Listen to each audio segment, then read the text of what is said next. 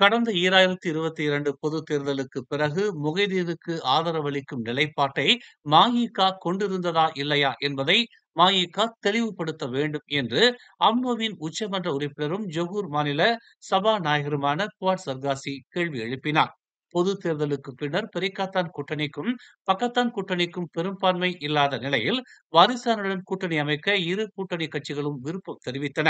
இது மஇகாவுக்கும் தெரியும். அந்த நேரத்தில் அதிகாலை 1 மணி வரை அம்னோவின் உச்சமன்ற குழு கூட்டத்தை நடத்தியது. அந்த கூட்டத்தில் அன்வார் வேண்டாம், டிஏபி வேண்டாம் எனும் கொள்கையை தளர்த்தி பக்கத்தானுடன் கூட்டணி அமைக்க வாரிசான் தயாரான நிலையில் மஇகா அமைதியாகவே இருந்தது.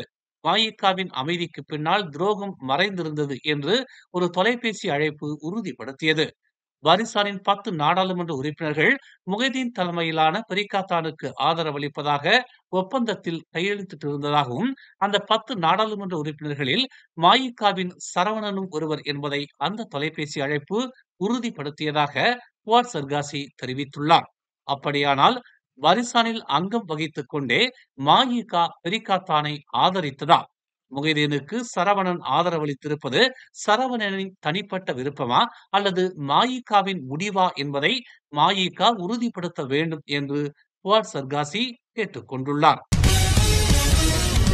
பிகேஆர் கட்சி மக்களின் நம்பிக்கையை சம்பாதிக்க நீண்ட ஆண்டுகள் எடுத்துக் கொண்டதாகவும், ஆனால் அண்மைய காலமாக மக்களின் நம்பிக்கையை அது இழந்து வருவதாகவும், அதற்கு முக்கிய காரணம் பிகேஆரில் குறிப்பாக 2019ஆம் ஆண்டுக்கு பின்னர் இணைந்த துரோகிகள் என்றும் பிகேஆர் முன்னாள் துணைத் தலைவரும் முன்னாள் அமைச்சருமான டத்துஸ்ரீ ரவிசி ரம்லி வெளிப்படையாக குற்றச்சாட்டை முன்வைத்துள்ளார். 2018இல் பிகேஆர் கட்சி அதன் கூட்டணி கட்சிகளுடன் ஆட்சியை கைப்பற்றியதும், அதுநாள் வரையில் பிகேஆர் செயல்படுத்த வேண்டியதாக இருந்த முக்கிய சீர்திருத்தங்களை செயல்படுத்துவதற்கு அதிகமாக உழைக்க வேண்டியிருந்தது. ஆட்சியை அமைத்ததும் அதிகமான உறுப்பினர்களுடன் சீர்திருத்தங்களை மேற்கொண்டால் விரைவாக மக்களிடையே அரசாங்கத்தின் செயல் திட்டங்களை கொண்டு சேர்க்க முடியும் என்பதை பிகேஆர் தலைமை நம்பியதாகவும் டத்துஸ்ரீ ரவிசி ரம்லி கூறினார். அப்படியான காலத்தில் பிகேஆரின் உறுப்பினர் எண்ணிக்கையை மேம்படுத்த மக்களிடையே பிகேஆர் சுதந்திரமாக பிரச்சாரத்தை மேற்கொண்டது. இதனால் பிகேஆரில் அதிகமானோர் உறுப்பினர்களாக இணைந்து அவர்களின் மக்கள் நல திட்டங்களை செயல்படுத்தி வந்தனர்.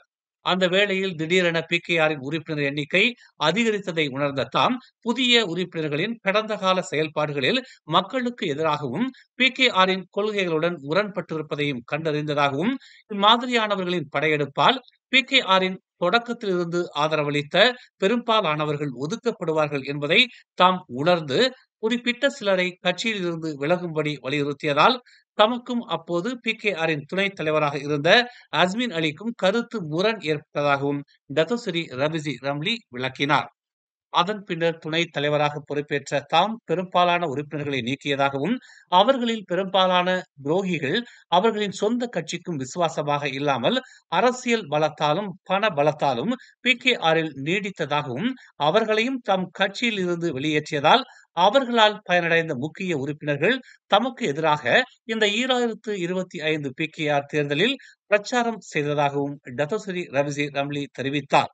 பிகேஆரின் தொடக்கத்திலிருந்து உறுப்பினர்களாக இருந்து வந்த பல பிகேஆர் மூத்த உறுப்பினர்களால் இப்போதும் தமது தோல்வியையும் அவர்களின் தோல்வியையும் ஏற்றுக்கொள்ள முடியவில்லை என்று ரவிசி தெரிவித்தார். கடந்த பொதுத் தேர்தலில் வெற்றி பெற்ற கட்சிக்கே எதிர்வரும் பொதுத் தேர்தலில் போட்டியிட அனுமதி வழங்கப்படும் என்ற நிலைப்பாட்டில் தேசிய முன்னணி உறுதியாக இருக்குமானால் அக்கூட்டணியில் இருந்து மசிச விலகி விடுவதுதான் நல்லது என்று அக்கட்சியின் முன்னாள் தலைவர் டத்துஸ்ரீ டாக்டர் ஸ்வா சோய் லே தெரிவித்துள்ளார். கடந்த 2018ஆம் ஆண்டில் நடைபெற்ற 14வது பொதுத் தேர்தலில் மசிச படு தோல்வியை சந்தித்த பின்னர் தேசிய முன்னணியில் இருந்து வெளியேறி விடுமாறு மசிசவுக்கு அவர் பரிந்துரைத்திருந்தார். தேசிய முன்னணியை விட்டு வெளியேற மசிச இப்போது விரும்பினால் அது ஒரு சரியான நடவடிக்கையாக இருக்கும் என்று இன்னமும் தாம் கருதினாலும், அதற்காக அக்கட்சி மக்களுக்கு நியாயமான காரணங்களை தெரிவிக்க வேண்டும் என்றும் ஸ்வா வலியுறுத்தினார். அண்மையில் மோதல்களில் ஈடுபட்ட 2 ஆசியான் நாடுகளை ஒன்றிணைக்க நாட்டில் நிலவும் அமைதியும் அரசாங்கத்தின் நிலைத்தன்மையும் மலேசியாவிற்கு உதவியதாக பிரதமர் டத்துஸ்ரீ அன்வார் இப்ராஹிம் தெரிவித்துள்ளார்.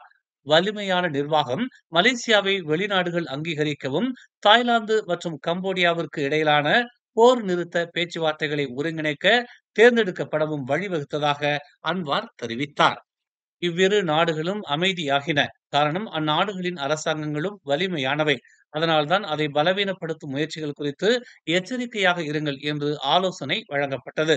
இந்நாடுகள் சீரழிந்து தினமும் கோரிக்கைகளும் சண்டைகளும் நிறைந்ததாக இருந்தால் அங்கு யார் வருவார்கள்? எனவே இதைத்தான் தாம் வலியுறுத்த விரும்புவதாக அன்வார் தெரிவித்துள்ளார். தாய்லாந்துக்கும் அதன் அண்டை நாடான கம்போடியாவுக்கும் இடையிலான அண்மைய மோதல்கள் நிறுத்தப்படுவதற்கு மத்தியஸ்தம் செய்ததற்காக அமெரிக்க அதிபர் டொனால்டு டிரம்ப் தம்முடன் தொடர்பு கொண்டு நன்றி தெரிவித்ததை அன்வார் நினைவு கூர்ந்தார். தாய்லாந்து மற்றும் கம்போடியா பிரதமர்களை ஒன்றிணைத்து நீடித்த அமைதியை நிலைநாட்டிய அருமையான பணிக்காக பிரதமர் அன்வாருக்கு நன்றி என்று அமெரிக்க அதிபர் டிரம்ப் தெரிவித்துள்ளார். மலேசியாவின் பாரம்பரிய இஸ்லாமிய உறைவிட பள்ளிகளான பொண்டோக் பள்ளிகளை அரசாங்கம் புத்துயிர் பெறச் செய்யும் என்றும், இதனால் அவை சமகால கல்வி தேவைகளுடன் சீரமைக்கப்படும் என்றும் பிரதமர் டதஸ்ரீ அன்வார் இப்ராஹிம் தெரிவித்துள்ளார். இந்த நிறுவனங்கள் முஸ்லிம் சமூகத்தின் நம்பிக்கை, ஒழுக்கம் மற்றும் அடையாளத்தை தொடர்ந்து பாதுகாக்க வேண்டும் என்று அவர் வலியுறுத்தினார். கோலாலம்பூர் உலக வர்த்தக மையத்தில் நடைபெற்ற 65வது சர்வதேச அல் குர்ஆன் ஓதல் மற்றும் மனப்பாட போட்டி நிகழ்வில் பேசிய அன்வார், பாழடைந்த மத பள்ளிகளை மேம்படுத்த நிதி அமைச்சுக்கும் மலேசிய இஸ்லாமிய மேம்பாட்டுத் துறையான ஜாக்கிமுக்கும் இடையே ஆன ஒத்துழைப்பை எடுத்துரைத்தார். வரலாற்று ரீதியாக பொண்டோக் பள்ளிகள் காலனித்துவ செல்வாக்கை எதிர்த்தன. மற்ற அமைப்புகள் தடுமாறிய போது இஸ்லாமிய போதனைகளை பாதுகாத்தன. தேசிய அடையாளத்தில் அவற்றின் நீடித்த பங்கை அன்வார் விளக்கினார். மேலும் செய்திகளை தெரிந்து கொள்ள தமிழ் மலர் நாளிதழை பாருங்கள். உடனுக்குடன் செய்திகளை தெரிந்து கொள்ள தமிழ் மலர் இணையதளம், தமிழ் மலர் செயலி மற்றும் மலர் டிவி யூடியூப் சேனலை வலம் வாருங்கள். எங்களோடு இணைந்திருக்க மலர் டிவியை பதிவு செய்து கொள்ளுங்கள். உறவுகள் மகிழ்ந்திட விருப்பம் மற்றும் பகிர்வு சேவையை சொடுக்கிடுங்கள்.